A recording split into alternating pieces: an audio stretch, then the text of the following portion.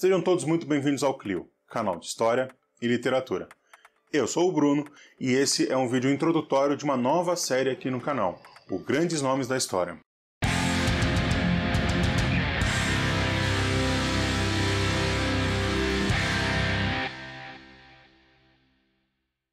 Antes da gente tratar do vídeo em si, eu queria pedir para você que não segue o Clio nas redes sociais para seguir. Nós temos Twitter, Instagram, Facebook, escolhe lá a rede social ou todas as redes sociais e segue o Clio.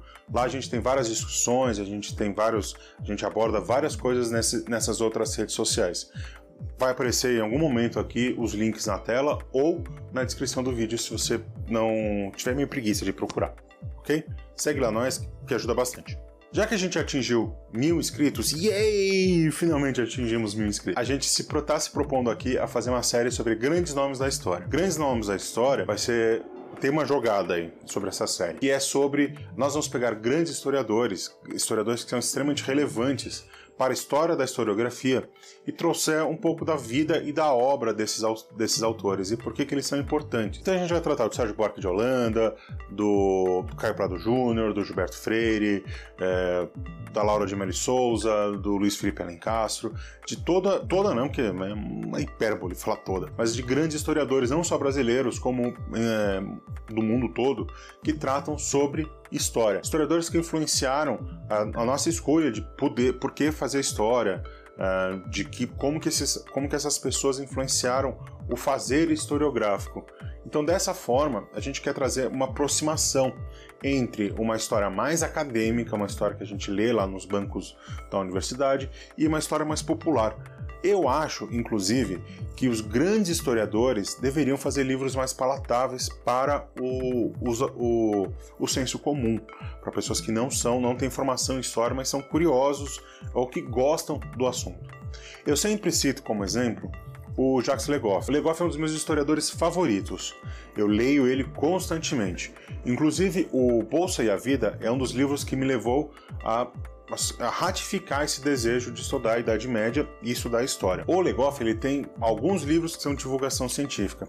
Eu sempre indico o Heróis Maravilhas da Idade Média. Heróis e Maravilhas da Idade Média. O capa apareceu em algum lugar por aqui. Que ele trata de como o imaginário medieval, como certos seres e mitos medievais imaginados, eles têm uma longa duração até os nossos dias. Eles prepassam toda a Idade Média, todo o período da Idade Moderna, Idade Contemporânea, e até hoje fazem uma certa influência na gente. E é um texto super simples, super tranquilo, super fácil, super acessível de ser lido. Então eu sempre dou um exemplo disso. É um grande historiador, um historiador com vasto conhecimento, uma vasta obra, mas que também se dedicou a fazer uma literatura mais acessível. Essa literatura acessível a gente poderia ler nos artigos, mas artigo científico não é também muito divulgado, você não tem uma grande penetração ao longo do grande público, principalmente por conta da linguagem. A linguagem é tão rebuscada, ela é tão intrincada, ela é tão ensimesmada, que fica complicado do senso comum ler esses artigos. E em ciências humanas, os artigos eles também têm um peso muito grande, como nas ciências naturais. Só que vai além, a gente precisa sempre publicar essas teses. Então os livros também têm muito peso. E o mercado editorial ele se vira muito para esses livros de história. História e filosofia também estão um pouco meio que na moda. Assim. A gente vê o mercado editorial bem aquecido com publicação de história, mas publicações ruins, principalmente usando e replicando o senso comum, sem o mínimo questionamento histórico e historicizante sobre o objeto, e sempre na questão do sensacionalismo.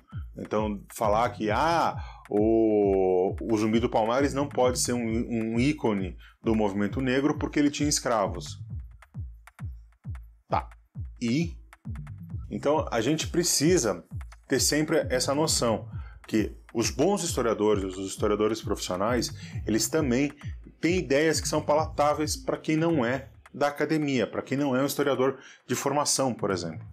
Eu sempre indico para os meus alunos, sejam eles de ensino médio, principalmente do ensino médio, ler o Raízes do Brasil. Por quê? O Raízes do Brasil é um livro super importante para a gente entender a nossa história, porque ele trata lá desde a colonização, ele meio que faz uma teoria geral sobre a colonização do Brasil. E é na colonização que está a maioria das nossas raízes sociais, políticas e econômicas. Então, se você entende bem a questão do espírito colonial, você entende bem o Brasil. E o Raízes do Brasil é uma das obras fundamentais para você entender o Brasil, ou o Brasil colonial. Só que é um livro difícil de ser lido. É um livro que você precisa ter um certo preparo e você precisa ter uma certa mediação entre o leitor do senso comum, o leitor que não tá familiarizado com o texto. Mas eu acredito na inteligência de todos, ainda sou muito ingênuo nisso. Acredito que qualquer um pode ler, entender, ou se tiver alguma dúvida, procurar a solução dessa dúvida. Essa série, então, vai servir meio como isso. Pegar grandes historiadores que são relevantes ao longo da história e explicar um pouco o método deles e por que eles são tão relevantes assim pra gente. Eu falei lá que a gente chegou nos 1000 inscritos. Então, para celebrar os 1000 inscritos, a gente está pensando em fazer um FAQ.